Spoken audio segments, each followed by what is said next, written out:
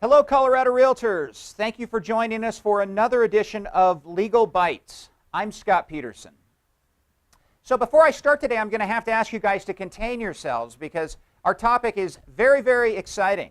Closing protection letters. Because they are an important piece, and we're starting to see significant increased use in closing protection letters, primarily because lenders are demanding them, almost as a matter of course. So I want to make sure that you understand and you're able to explain to your clients when they ask. Traditionally in Colorado, over the last several years, title companies haven't charged to issue closing protection letters. I suspect that might be changing over the course of the next 6 to 12 months, and you might start seeing some nominal sum associated with that on a settlement statement of, call it $25 is pretty common in a lot of other states for the issuance of a closing protection letter per party that it's issued to. So when it starts to appear on the settlement statement, of course, you'll get some questions from your clients, and I want to make sure that you guys are prepared to have a discussion, an intelligent discussion with your client about what that charge is for and what exactly it means. So let me set up a little bit of background here. You guys all know, you're smart realtors, the parties to a transaction and to the closing process, of course. I didn't list you guys up here, but the most important part, of course, is the realtor. We won't tell our clients that. But honestly, the buyer and the seller are the parties to the transaction, obviously, so they're a pretty key component to everything. And then there's the lender, which I put last year on the slide, but the lender's going to be invariably in most transactions, unless it's a cash deal. And they're the ones that have really driven the issuance of closing protection letters. And then there's title.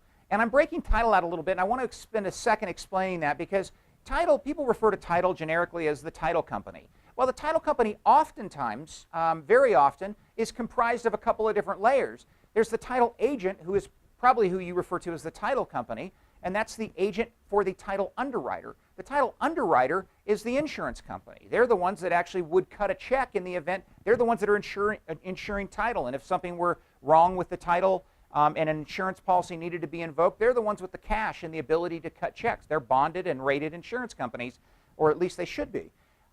So there's the title agent who sells the policy on behalf of a title underwriter, the actual insurance company. And then in Colorado, almost universally, the title agent acts as a closer. So lenders started saying, well, wait a second. When we have fraud or when we have something that happens, if something gets screwed up in the escrow or the closing process, where a title agent is either by negligence or by some criminal act or somehow money goes missing, and title agents are invariably the ones that have their hands on the cash. They're the ones that the lender wires funds to for settlement proceeds. They're the ones that cut checks for settlement proceeds. They're the ones that fund the purchase. They're the ones that pay the brokerage commission. So the agent is in possession of a lot of cash, but it's the underwriter that really has a whole bunch of cash. So the lender said, listen, it's the agents that have their hands all over this money. If something goes wrong, or if there's a bankruptcy, or if there's some activity that occurs that shouldn't, or something gets screwed up during the escrow or closing process that's being done by the agent, we don't have any recourse with the underwriter. We have recourse only with the agent. Well, we want recourse with the underwriter because they're the ones with the cash. Now, of course, even with a closing protection letter, if something goes wrong in the closing/escrow process, the title agency does have liability directly to any number of parties, but a closing protection letter, which is essentially an indemnity contract that's issued by an underwriter, a title underwriter, title insurance company, directly to a lender to say, hey, listen, if our agent screws something up in this transaction, we're going to cover you. We've got it covered. That's basically what a closing protection letter does. And that's basically the background of kind of how a title company works. And so when we refer to title generically as title, it certainly is that, but it often has at least two, in some cases 3 layers between a title agent, a title underwriter, and then a closer or the closing agent on the transaction. Again, often the title agent.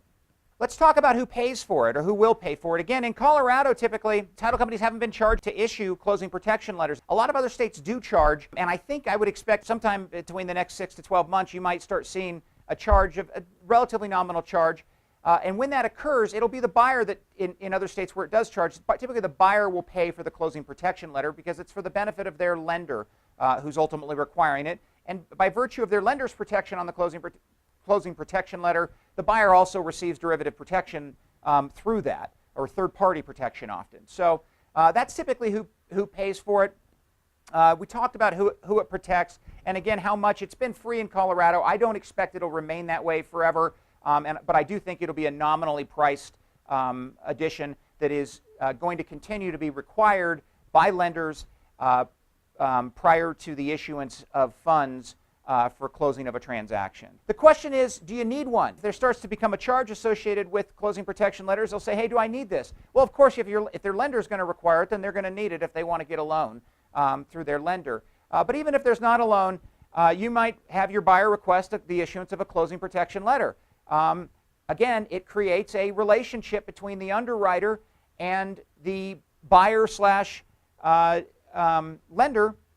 In the event that something goes wrong, it's not just the title agents that have culpability or liability for what goes wrong. It is now the underwriter that assumes some of that through the letter. So it does make sense to get it. It makes sense to ask for, and it makes sense for you to understand so that, again, as you continue to see the increased use of closing protection letters, you're able to explain it to your buyers.